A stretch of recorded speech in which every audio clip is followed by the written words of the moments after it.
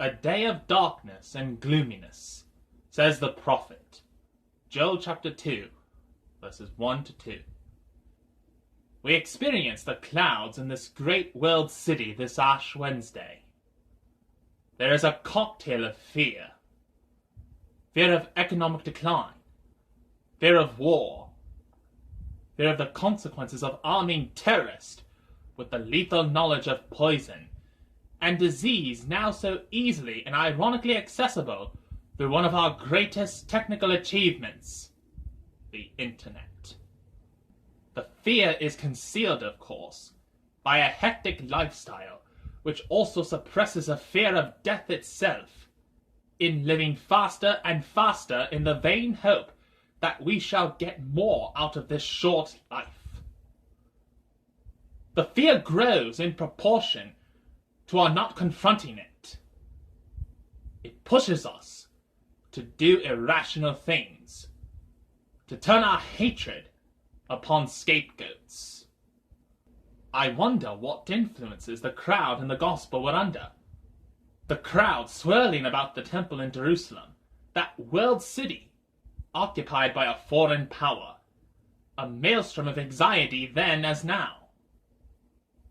They had fastened upon an unfortunate woman caught in the act of adultery.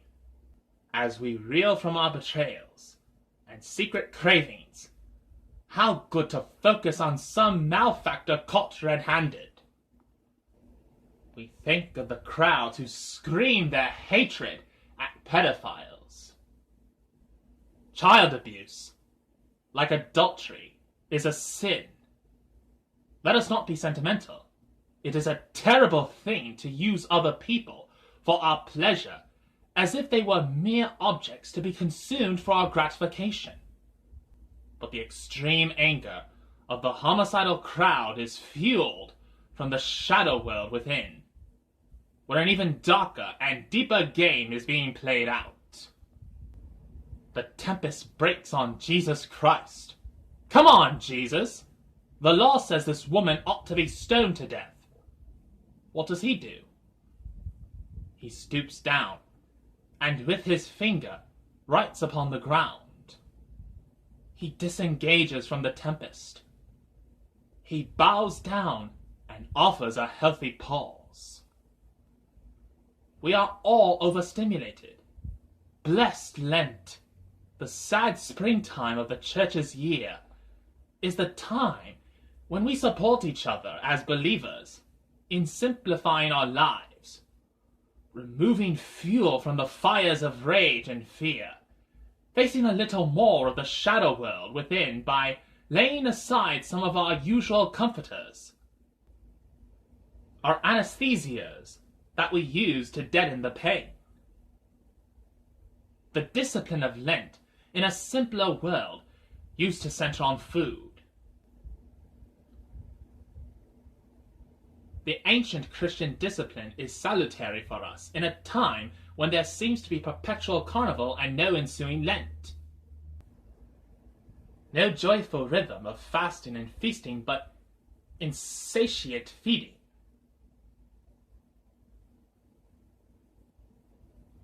The ancient prescription is that Christians observe a total fast on Ash Wednesday and Good Friday. During the rest of Lent, the traditional rule is to abstain from meat, dairy products, and alcohol, and then, in the final 3 weeks, to fast during daylight hours on Monday, Wednesday, and Friday. Practice was always adapted to personal circumstances. In our time, however, a break from other forms of overstimulation may be even more appropriate. These are matters which you should discuss with your soul friend, but let us take Lent seriously as an antidote to the indigestion which follows the attempt to live according to the modern recipe of growth without limit, with no end in view beyond the process itself. After the disengagement, Jesus lifted himself up and saw them with devastating clarity, and asked with appalling directness, "He that is without sin, let him cast the first stone." Silence and stillness. stooping down to the ground. That is the great education in awareness. Such was the awareness of Jesus Christ, that he was able to bring others into his light and up to his level as he lifted himself up. They began to melt away, and Jesus was left alone with the victim, who was not allowed to treat herself as a victim. But he gave her responsibility, as he says, "I do not condemn thee. Go thy way. Sin no more."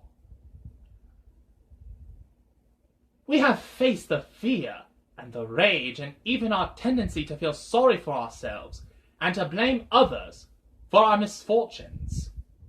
Seeing things in the light of Jesus Christ, the human face of God, and in the silence and stillness. The woman, you notice wisely, does not say anything except to answer his question with great simplicity. We are convicted and healed in the same instant by the loving compassion of God, who desires for us health, and that we should be lifted up to his level. This is a very mysterious world. We have abundance, but we have vast numbers of people in the world who are vulnerable and poor through no fault of their own. This could be a paradise in 30 seconds if there was a universal change of heart. But instead, it is from the heart that the fear and hatred emerges, which exposes us all and our children to the dangers of war.